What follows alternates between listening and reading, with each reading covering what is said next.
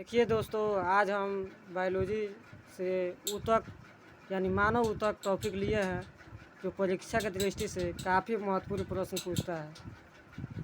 और जो पूछता है वो हम बताते हैं, जहाँ जहाँ से प्रश्न उठाता है।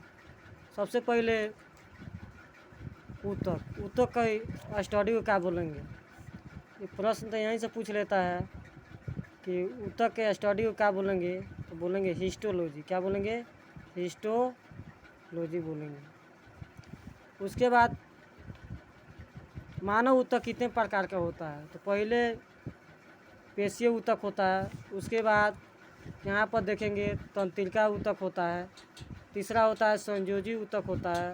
चौथा होता है उपकला ऊतक होता है। पहला पेशीय ऊतक 1 नंबर स्थान इसको देते हैं।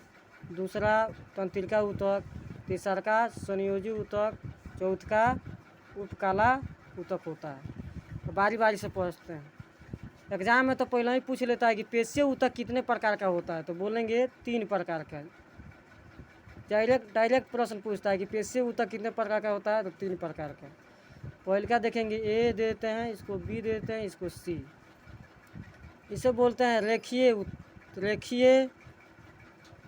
रेखीय इसको बोलेंगे रेखीय ऊतक। क्या बोलेंगे? रेखीय ऊतक। या इसका दूसरा नाम है ऐच्छिक ऊतक। ऐच्छिक ऊतक। देख, तो रेखीय ऊतक उस ऊतक कहते हैं जो हमारा इच्छा अनुसार काम करता है। जैसे हाथ को चाहेंगे तो डुला सकते हैं, चाहेंगे तो रोक सकते हैं। पैर को चाहेंगे तो आगे बढ़ा सकते हैं, चाहेंगे तो पीछे घटा सकते हैं, रोक सकते हैं। इसमें हमारा कौन ऊतक पाया जाता है? रेखीय ऊतक। तो उदाहरण के तौर पर हम लिख देंगे पैर, हाथ। कैसा ऊतक है? रेखीय ऊतक। रेखीय ऊतक या ऐच्छिक ऊतक कहते हैं। इसके नाम से स्पष्ट हो जाता है कि जो पैर हाथ है कैसा ऊतक है? ऐच्छिक ऊतक। मतलब हमारे इच्छा के अनुसार ये कार्य करता है। एक दूसरा होता है पेशीय ऊतक का दूसरा प्रकार अरेखीय ऊतक। क्या होता है? अरेखीय ऊतक। इसका दूसरा नाम है अनैच्छिक अनैच्छिक ऊतक इसका नाम है। इसका नाम से तात्पर्य है कि अनैच्छिक मतलब हमारे मस्तिष्क हम चाहेंगे तो उस तरह वो नहीं हो सकता है। जैसे लीवर चाहे तो हमारे अनुसार काम कर सकता है, नहीं। ये छोटी आंत, बड़ी आंत, ये सब क्या है? अनैच्छिक ऊतक में आता है, क्योंकि इस पर हमारा नियंत्रण नहीं होता है, इसीलिए इसे अरेखीय ऊतक कहते हैं। उसके बाद तीसरा आता है हृदय ऊतक। हृदय या कार्डियक ऊतक बोलते हैं। जो हमारे हृदय वाला पार्ट होता है वहीं क्या है? हृदय ऊतक है। क्या है? हृदय ऊतक है। उसके बाद दूसरा देखेंगे, दूसरा तंत्रिका ऊतक। तंत्रिका ऊतक में तंत्रिका वाला जितना है, जैसे मस्तिष्क के अंदर जो भी ऊतक आता है वो सब क्या है? तंत्रिका ऊतक। मस्तिष्क में जो भी ऊतक आता है वो सब क्या है? तंत्रिका ऊतक। संयोजी ऊतक परीक्षा के दृष्टि से बहुत इम्पोर्टेंट है।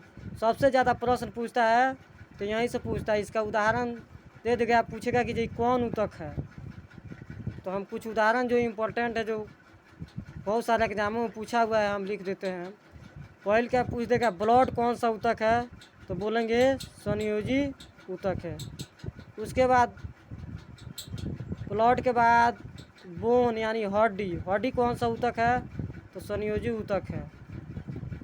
लसिका पूछ देगा, लसिका कौन ऊतक है, तो क्या है? संयोजी ऊतक है। लिगामेंट कौन ऊतक है, तो बोलेंगे संयोजी ऊतक है। टेंडन ये कौन ऊतक है? संयोजी ऊतक है। उपास्थि कौन ऊतक है? उपास्थि कौन ऊतक है, तो ये भी संयोजी ऊतक है। और उपकाला ऊतक ये ज़्यादा इम्पोर्टेंट नहीं, फिर भी समझा देते हैं। ये वासा वाला पार्ट में पाया जाता है। जैसे हमारा चमड़ा है, चमड़ा के अंदर जो तैलीय पदार्थ है, जो उस ऊतक को क्या बोलते हैं, उसमें उपकाला ऊतक पाया जाता है। इसी ऊतक की कमी हो जाती है बुढ़ापा में। तो बुढ़ापा में इसी ऊतक का कमी हो जाता है, काला ऊतक का, जिसकी वजह से झुर्री पड़ जाती है बूढ़े लोग में। मतलब उनका चेहरा चाहे बॉडी चमकता हुआ नहीं दिखता है। जैसे पेट में कौन सा ऊतक है, तो काला ऊतक। इसी के साथ मानव ऊतक चैप्टर समाप्त होता है। मैं आशा करता हूँ कि आप लोग को समझ आया होगा। इस वीडियो को शेयर एंड सब्सक्राइब ज़रूर कीजिएगा।